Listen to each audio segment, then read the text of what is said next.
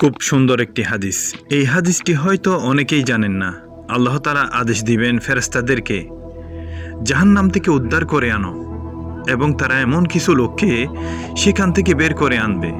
রাসূল সাল্লাল্লাহু আলাইহি ওয়াসাল্লাম বলেছেন, জান্নাতীদেরকে আল্লাহ তাআলা জান্নাতে প্রবেশ করাবেন, তার রহমতেই তিনি যাকে ইচ্ছা জান্নাতে প্রবেশ করাবেন, আর জাহান্নামীদেরকে জাহান্নামে প্রবেশ করাবেন। তারপর ফেরেশতাদেরকে বলবেন, যার অন্তরে সরিষা দানা পরিমাণ ঈমান দেখতে পাবে তাকেও জাহান্নাম থেকে উদ্ধার করে আনবে, এবং তারা এমন কিছু লোককে সেখান থেকে বের করে আনবে যারা আগুনে জ্বলে কালো হয়ে গিয়েছে, এবং হায়াত বা হায়া নামক নহরে নিক্ষেপ করবে। তখন তারা এতে এমন সতেজ হয়ে উঠবে যেমনভাবে শস্য আঙ্কুর স্রোতবাহিত পলিত সতেজ হয়ে ওঠে।